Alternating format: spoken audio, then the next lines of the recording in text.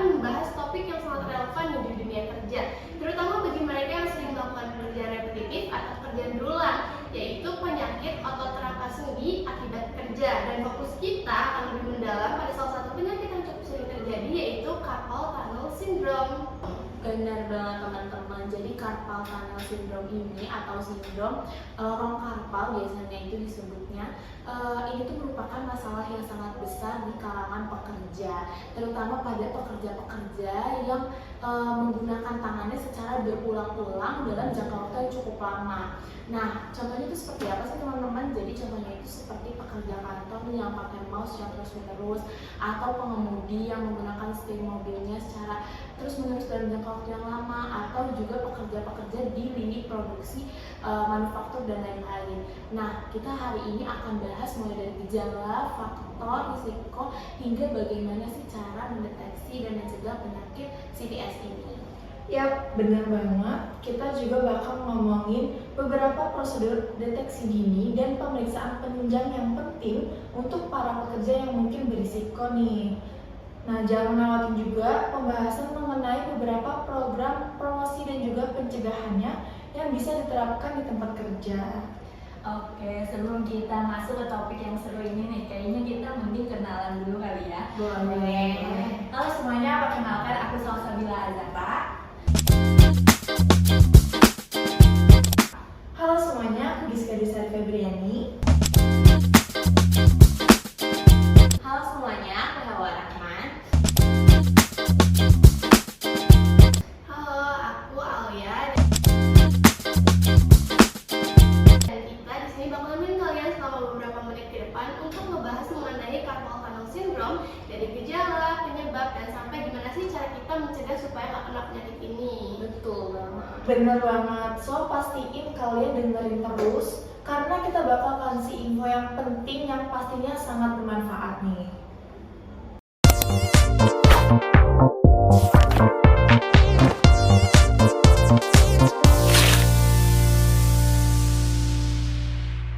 Oke, jadi langsung aja kita bahas nih tentang carpal tunnel syndrome atau yang biasa disebut dengan CTS. Jadi teman-teman, CTS ini adalah suatu kondisi di mana saraf median yang melewati pergelangan tangan itu tertekan. Saraf median ini bertanggung jawab untuk mengirimkan sinyal dari tangan ke otak kita. Dan ketika tertekan bisa menyebabkan gejala-gejala yang sangat mengganggu seperti rasa nyeri, kesemutan, dan juga mati rasa di tangan gitu. Betul banget. Jadi CTS ini itu terjadi karena kerongkongan karpal di pergelangan tangan itu sempit dan juga bisa menekan saraf median tadi. Terutama kalau misalkan ada pembengkakan atau peradangan. Biasanya kondisi ini tuh sering banget dialami oleh mereka yang melakukan gerakan berulang atau repetitif, terutama dengan tangan atau pergelangan tangan seperti yang kita lihat pada pekerja kantoran yang banyak mengetik atau pengemudi yang memegang setir dalam waktu yang lama. Terus juga pekerja lainnya yang menggunakan tangan mereka secara berulang-ulang. Oke, jadi penyakit ini tuh bukan cuma masalah nyeri yang sementara aja gitu ya, tapi ini juga bisa berkembang jadi masalah kronis yang akan berdampak lama kalau misalkan nggak langsung kita atasi. Nah, menurut penelitian yang dilakukan oleh Putri Diana Syafitri dan kawan-kawan pada tahun 2024 nih, ada penelitian yang mengatakan bahwa pengendara ojek online itu seringkali mengalami CTS ini karena mereka tuh terlalu lama ya memegang setir motor dan juga gerakan yang dilakukan itu berulang-ulang. Nah, bisa bayangin kan teman-teman kalau misalkan terus-menerus kita kayak gitu tanpa adanya pencegahan, nah pasti itu akan berdampak buruk banget untuk para pekerja ojek online. Nah, hasil penelitiannya ini juga menunjukkan bahwa 76,4% pengendara ojek online ini mengalami gejala CTS loh teman-teman. Wah. Dan ada yang lebih menarik lagi nih, jadi CTS itu nggak mempengaruhi orang dewasa aja, tapi juga bisa menyerang pekerja yang muda-muda gitu. Nah, apalagi mereka yang kerjanya lebih dari 4 tahun loh. Jadi masa kerja itu bisa menjadi salah satu faktor risiko yang cukup penting teman-teman. Berarti bukan cuma usia aja yang berpengaruh, tapi lama kerja juga punya peran besar nih. Soalnya dari yang aku tangkap dari penjelasan teman-teman, makin lama seseorang melakukan gerakan berulang, maka tekanan di pergelangan tangan juga akan makin tinggi. Akibatnya risiko terjepitnya saraf median ini jadi meningkat lebih besar. Iya, dan biasanya kalau misalkan udah sampai tahap itu ya, orang itu bakal mulai ngerasain sesuatu yang beda gitu di tangannya. Jadi kayak ada rasa yang gak nyaman atau aneh waktu dipakai gerak. Dan dari situ biasanya tuh mulai kelihatan tuh gejala-gejalanya. Oke, berarti kadang orang itu gak langsung sadar gitu ya kalau sama tanda-tanda awal CTS ini. Dikira ya cuma pegel-pegel biasa doang karena mungkin kecapean kerja atau hal-hal yang lainnya. Tapi kalau misalkan kita perhatiin, rasa gak nyamannya itu bisa jadi sinyal awal gitu ya dari gangguan di saraf median ini. Nah, biasanya dari rasa gak nyaman itu akan muncul gejala-gejala yang makin terasa lebih berat seiring berjalannya waktu. Betul banget nih. Jadi CTS itu pada dasarnya ya gejala awalnya itu biasanya kan nyeri ringan nih di tangan. Terus dia khasnya itu nyerinya itu biasanya di malam hari. Nah, kalau misalnya kita nggak aware sama gejala-gejala itu atau kita nggak segera obati, gejala itu bisa makin parah. Jadi kayak mungkin kesemutan atau bahkan bisa mati rasa dan bisa mengganggu aktivitas sehari-hari kita. Nah, gejala ini tuh bisa jadi sangat mengganggu, apalagi kalau buat kalian yang sering menggunakan tangan dalam bekerja. Jadi menurut studi dari WHO pada tahun 2021, salah satu faktor penyebab paling umum itu adalah postur tangan yang salah dan gerakan yang berulang. Jadi kalau kita terus-menerus melakukan gerakan yang sama dalam waktu yang lama, saraf kita bisa tertekan yang akhirnya menyebabkan CTS ini. Dan lebih buruknya lagi, ini tuh bisa berkembang jadi cedera itu jangka panjang yang mempengaruhi kemampuan kita untuk melakukan pekerjaan sehari-hari. Berdasarkan penelitian oleh Aldania Linova pada tahun 2024, mereka itu menemukan bahwa 62,5% dari pegawai pengguna komputer itu mengeluhkan gejala CTS karena kurangnya durasi istirahat dan juga gerakan repetitif.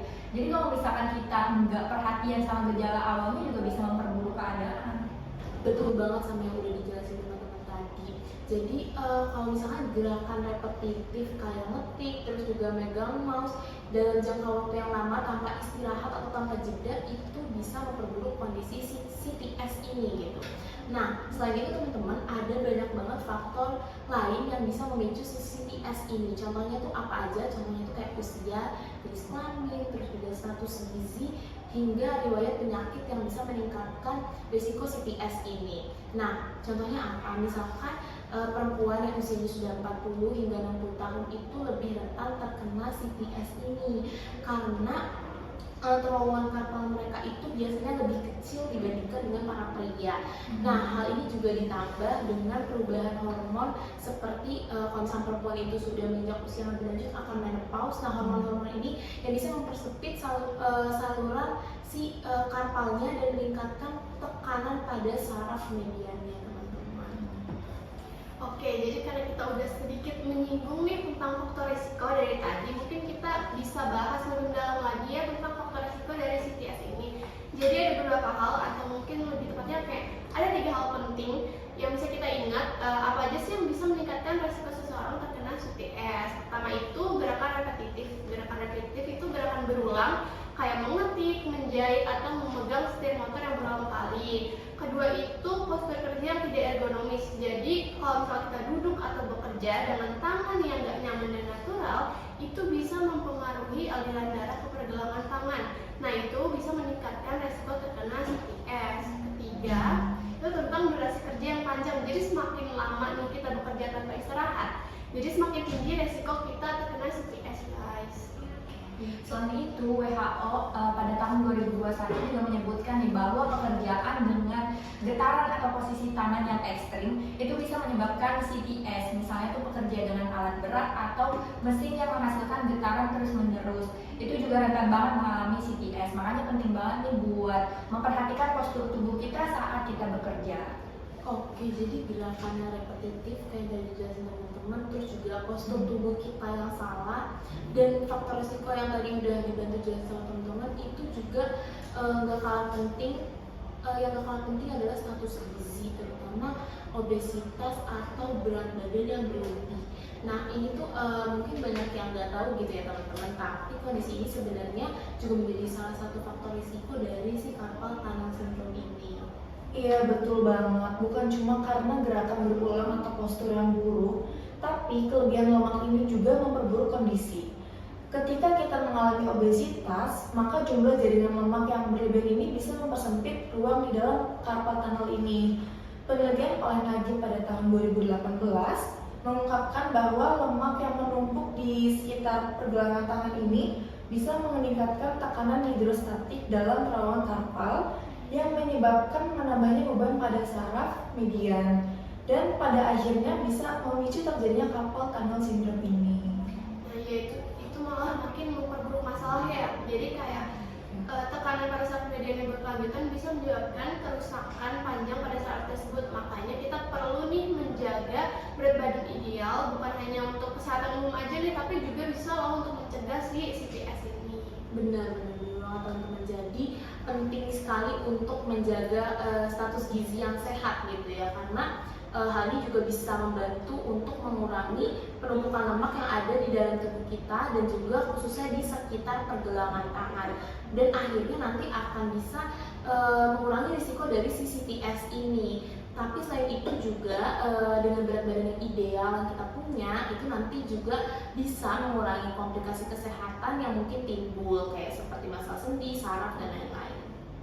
Oke, itu juga didukung dengan penelitian Putri Diana Fikri dan kawan-kawan pada tahun 2024. Jadi ada pengendara ojek online yang mengalami masalah status gizi tidak normal. Itu juga lebih rentan mengalami CTS ini. Nah, mereka itu menemukan bahwa sebagian besar pengendara yang mengalami gejala CTS juga memiliki masalah dengan gizi yang buruk seperti obesitas, yang tentunya itu meningkatkan tekanan pada saraf median.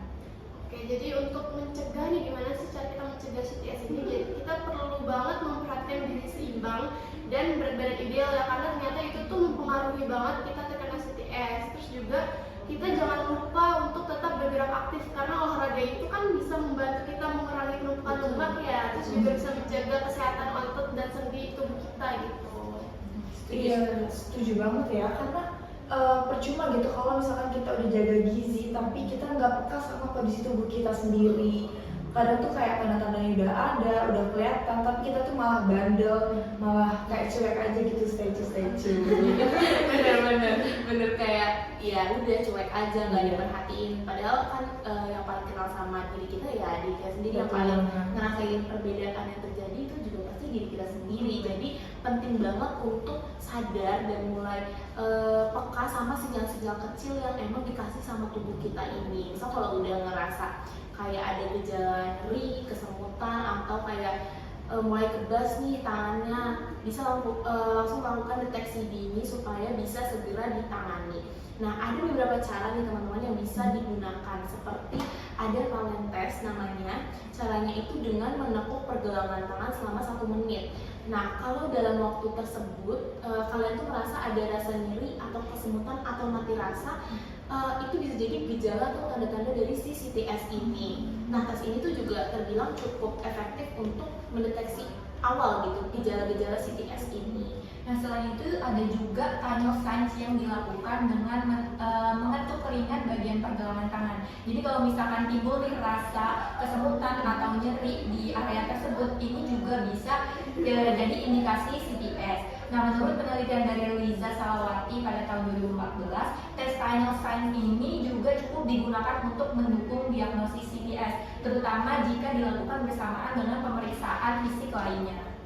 Nah, kalau misalkan gejala ini udah cukup parah atau kayak tes-tes fisik seperti Valen sama tunnel itu menunjukin hal yang nggak meyakinkan gitu ya, bisa dilakukan pemeriksaan lebih lanjut seperti nerve conduction study atau NCS dan juga elektromyografi atau EMG.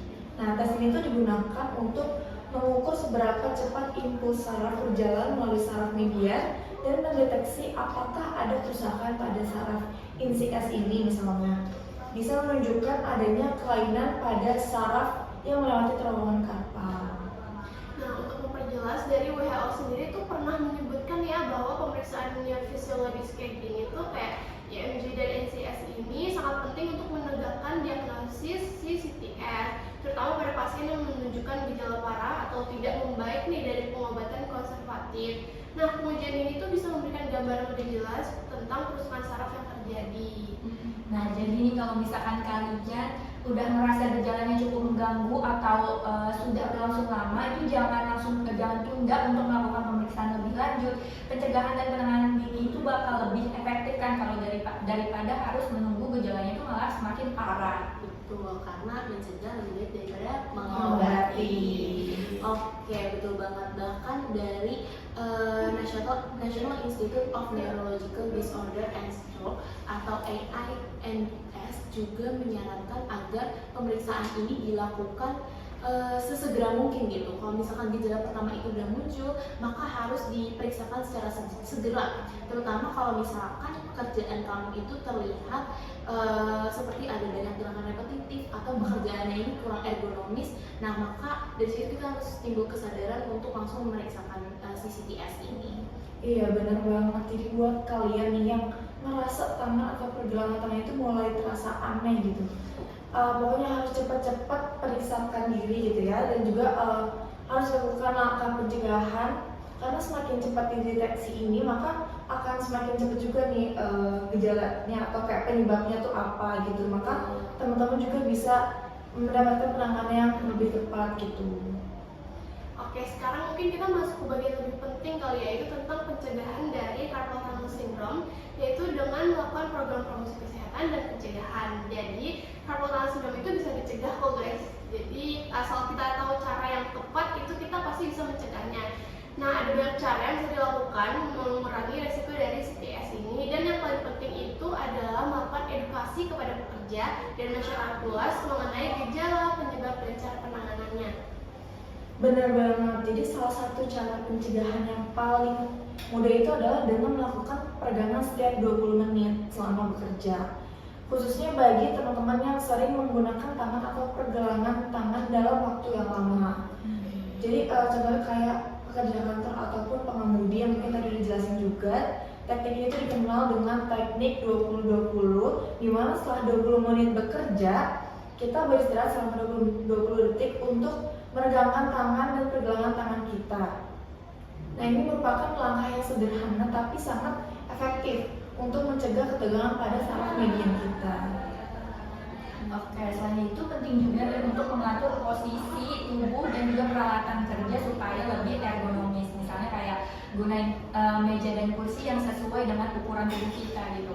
Menurut riset dari Fitri, pada tahun 2024, pekerja yang bekerja dengan gerakan tangan berulang selama lebih dari 4 jam per hari berisiko lebih tinggi terkena CTS ini. Nah, penerapan prinsip ergonomi seperti ini tuh sangat membantu mengurangi tekanan pada pergelangan tangan dan juga mencegah kerusakan pada saraf. Oke, bahkan teman-teman di pabrik rokok di Malang itu ada hasil penyuluhan yang dilakukan, itu menunjukkan hasil bahwa terjadi peningkatan pengetahuan pekerja tentang CTS ini. Mereka itu diberikan informasi gitu ya, dilakukan penyuluhan mengenai gimana sih cara mencegah dan menangani si gejala CTS ini.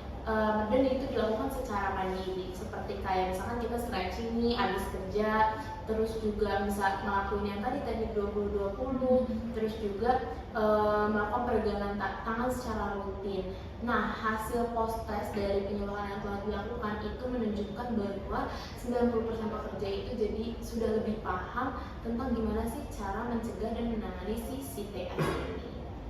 Nah, dan hal penting lainnya itu adalah menerapkan rotasi kerja. Jadi dalam beberapa industri, terutama yang mengharuskan pekerja melakukan gerakan berulang, rotasi pekerjaan itu menjadi solusi untuk mengurangi tekanan yang terlalu lama pada pergelangan tangan.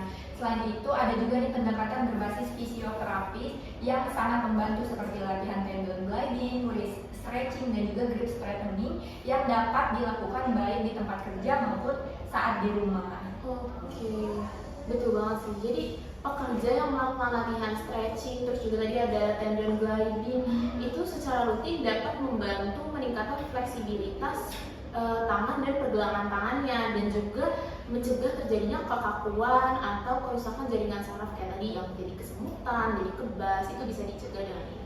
Nah, ada juga penelitian oleh Handalguna pada tahun 2022 menunjukkan bahwa latihan ini itu efektif untuk mengurangi nyeri dan juga meningkatkan fungsionalitas tangan pada penderita CTS. Nah, selain itu kita juga perlu nih mengingat bahwa yang tadi udah diucapin itu mengedukasi masyarakat tentang pentingnya menjaga berat badan ideal nih, karena obesitas itu kan bisa memperburuk kondisi CTS akibat penumpukan lemak yang menambah tekanan pada si karpal tunnel. Nah, selain itu menjaga pola makan dan tetap aktif bergerak juga membantu kita mencegah dari CTS. Nah, selain itu faktor risiko lainnya seperti riwayat keluarga, kehamilan, penggunaan obat tertentu juga harus diperhatikan dalam pencegahan CTS. Betul banget. Jadi untuk mencegah CTS ini kita harus fokus pada pencegahan primer seperti menjaga postur yang baik, istirahat yang cukup, dan juga melakukan peregangan tentunya. Kemudian kita selain melakukan pencegahan primer, kita juga bisa melakukan pencegahan sekunder yang gak kalah penting seperti segera mengobati gejala pertama yang muncul, kemudian juga latihan peregangan tangan dan juga menggunakan alat pelindung jika memang diperlukan. Nah, aku setuju banget nih. Jadi meskipun pekerjaan kita kelihatannya sepele, tapi kalau kita nggak berhati-hati bisa beresiko banget nih buat kesehatan tubuh kita, terutama tangan dan pergelangan. Nah, penerapan langkah-langkah pencegahan itu bisa mengurangi resiko dari CTS. Yang terpenting adalah edukasi dan pelatihan yang terus-menerus agar pekerjaan masyarakat bisa tahu nih bagaimana cara menghindari dan menangani dari CTS. Oke teman-teman, jadi itu dia pembahasan kita tentang carpal tunnel syndrome hari ini. Gak kerasa banget ya ternyata kita udah ada di penghujung obrolan kita kali ini. Iya, aku mau ingetin juga buat teman-teman sekalian, jangan lupa untuk selalu jaga postur badannya, terus juga cukupin waktu untuk istirahat walaupun selalu kerja ya tetap harus ingat istirahat gitu ya teman-teman, karena tadi dengan istirahat itu, dengan mengistirahatkan badan kita itu juga dapat menjadi salah satu hal untuk mencegah si CTS ini. Dan juga tadi risiko obesitas, untuk selalu jaga berat badan kita, selalu rajin olahraga, jangan malas-malasan, itu juga menjadi reminder dari teman-teman untuk kalian semua.